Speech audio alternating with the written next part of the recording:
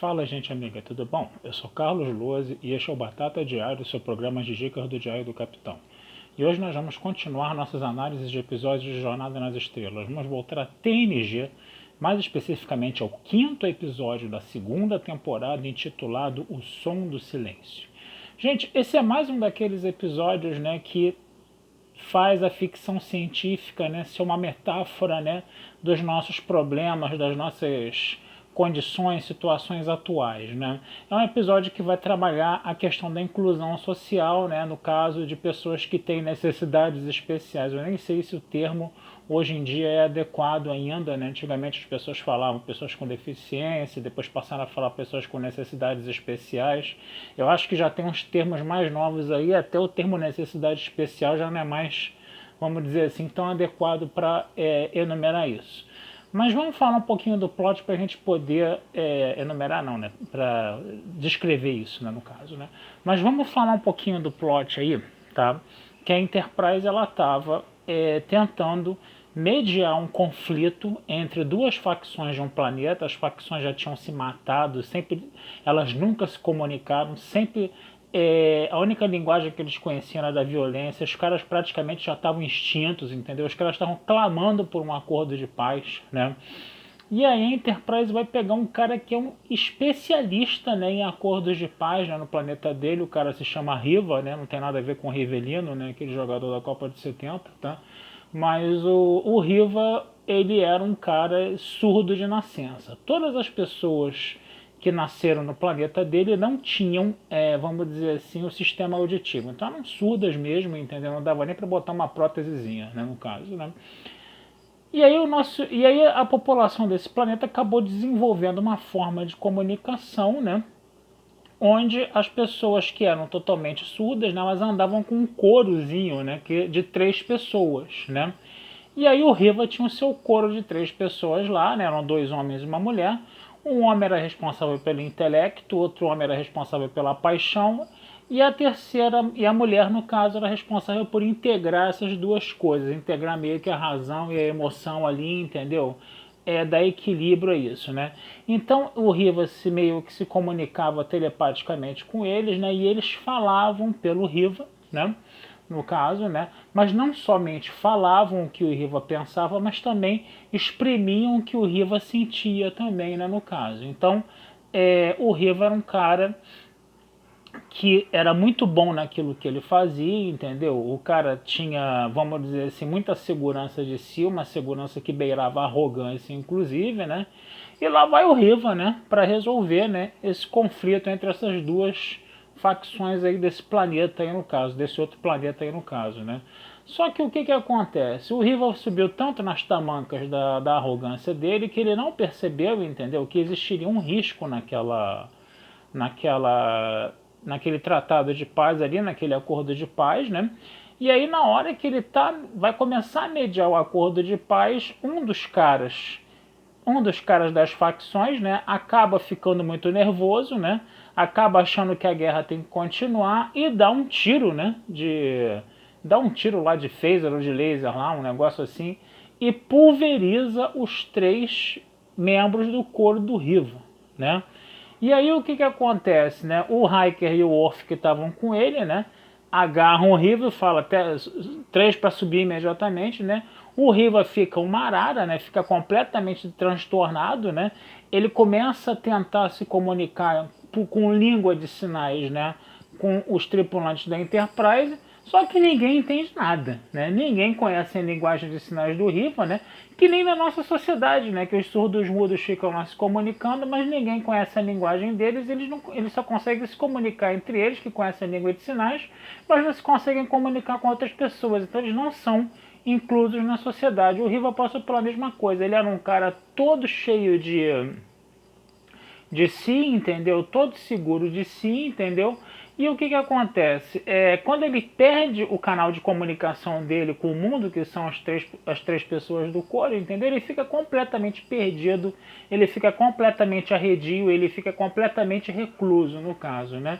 E aí a Troy, que tinha desenvolvido uma certa afinidade com ele, porque os dois têm, né, o dom da telepatia, né? O Riva ficou apaixonadíssimo pela Troy, né? E a Troy ficou, vamos dizer assim, no mínimo curiosa com ele, né, no caso, né? A Troy vai chegar e vai falar, meu amigo, você tem que ir lá, entendeu? Ajudar os caras, mas ninguém conseguia entender o Riva, né? Ninguém conseguia entender o Riva. E aí o que, que acontece? Quem é que vai salvar o dia nessa hora aí? Vai ser o Data, que vai, né, aprender ali, bem rapidamente, né, as línguas, né, de surdos mudos, né? Ele aprendeu 5 linguagens de surdos mudos ali, né? E ele vai começar a se comunicar com o Riva e finalmente o pessoal da nave vai começar a entender o que o Riva tinha para dizer. E aí o Riva disse que foi um tolo, que foi muito arrogante, que ele não percebeu os riscos, coisa e tal, que ele não ia se comunicar mais, que ele não ia fazer acordo de paz mais coisa nenhuma, que ele estava se sentindo totalmente inseguro, aquele negócio todo, né? E aí Troy vai insistir com ele, né? E Troy vai falar, olha, então eu vou fazer o acordo de paz, tá? Só que eu não tenho experiência nenhuma nisso. Aí o Riva começa a falar, não, você tem que pegar, né? Você tem que pegar um elemento em comum entre as duas partes em conflito e fazer elas se começarem a conversar e se entenderem por aquela coisa, por menor que seja, em comum entre eles, coisa e tal, né? Aí a Troy, pô, mas por que você não faz isso, entendeu? Ele fala assim, você toda vez numa negociação você tem que transformar a desvantagem numa vantagem. A Troy, pô, por que você não faz isso? Por que você não pega a sua desvantagem, que é a falta de comunicação que você tem agora, e transforma isso numa vantagem? Se você está falando que na hora que você vai mediar os conflitos, você tem que transformar a desvantagem nessa mediação numa vantagem, por que você não usa a sua própria desvantagem para transformá-la numa vantagem, né? E aí o nosso Riva pensa um pouquinho e falou, é mesmo, né? Legal, né? Agradece a Troy, né? Dá um beijinho nela, né? Agradece o Data, né? Que tá lá traduzindo tudo, né? Coisa e tal, né? E aí ele, não, vamos descer ao planeta, né? E aí ele desce, né? Com o Hiker, com o Orf lá armados até os dentes, né? A Troy, né? O Data, né?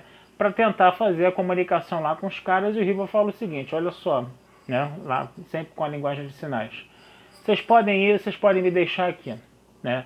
O que eu vou fazer? Eu vou pegar a minha linguagem de sinais e vou ensinar para essas duas facções que nunca se comunicaram, porque elas sempre usaram a linguagem da violência uma contra a outra, e essa linguagem de sinais vai ser a ponte que vai unir essas duas facções, que vai levar essas duas facções à paz, porque elas vão começar a se comunicar comigo, né? E entre eles através da linguagem de sinais. Olha só, né? Que propaganda, né? Pela inclusão social, pela, vamos dizer assim, pelo aprendizado de Libras, né? Eu nunca vi um marketing tão bom, né, para aprendizado de Libras, né, no caso, né? E aí, Libras, no caso, linguagem brasileira de sinais, tá, gente? Estou fazendo uma adaptação aqui à coisa, né? Mas aí o que acontece, né? O que acontece? Então, essa vai ser a coisa, né? O episódio vai terminar, né, com o nosso rival lá sozinho, né, no planeta, né, esperando as duas facções para conversarem entre eles, né? E principalmente, né, uma coisa que eu achei muito bonitinha no final, o Picard chama a Troy, né, para conversar no escritório dele, né? E o Picard chega e fala assim, ó, Troy, você conhece todas as minhas emoções, todas as minhas formas de pensar pelo seu dom de telepatia, coisa e tal, mas isso eu queria falar pessoalmente a você, né? Muito obrigado, você fez um trabalho sensacional aqui hoje, né? E a Troy fica com aquela cara toda bobinha, né, no final do episódio, né? Então foi engraçadinho isso no final, né? Então esse episódio ele vai trabalhar nessas questões, né, de você, né, estimular, né, as pessoas a se comunicarem, entendeu, com quem possui, né, vamos dizer assim, necessidades especiais, né, no caso aí dos surdos mudos, né, na hora que o Riva estava lá completamente perdido, que ele não tinha mais o couro dele, ele estava tentando, né, gesticulando lá que nem um doido, muito rápido, né, por linguagem de sinais, né, e ninguém entendendo nada, que ele estava gesticulando muito rápido, também não entendia a linguagem. Teve uma hora que o Picard pega o Riva e sacode, assim, e ele fala assim, né, e o Riva lendo os lábios, né, o Picard chega e fala: você não está sozinho, a gente vai dividir isso, vai dividir essa responsabilidade junta, você não está sozinho. É como se o Picard estivesse falando para os próprios surdos mudos ali de 1988, quando o episódio foi feito, entendeu? Que eles não estão sozinhos, entendeu? E que eles podem, né, perfeitamente ser incluídos e ser integrados à sociedade. Basta, né, a sociedade também ter a vontade de aprender, né, a linguagem de surdos mudos para poder trazer, né, esse povo, né, essa galera que sofre desse problema, que tem esse problema, né, para poder viver na sociedade. Se é que a gente pode chamar isso de um problema, acho que nem é politicamente correto chamar isso de problema, tá? Mas é isso, gente, tá? Então é um episódio interessante, episódio que vai trazer mais aquelas lições de vida, vai trazer mais uma metáfora do século XX ali, né, aparecendo ali no século 24, vai discutir mais uma questão, né, vai chamar a atenção para mais uma questão dessas, tá? Então é um episódio que vale muito a pena você fazer essa revisita aí, tá certo? Vou ficando por aqui, desejando vida longa e próspera a todos, tá? O texto desse episódio vai estar lá na Batata Espacial, como sempre, tá? E não deixe de curtir, compartilhar, comentar o Diário do Capitão nas redes sociais, que essa ajuda de vocês sempre é muito legal pra gente, tá bom? Abração, fui, até a próxima.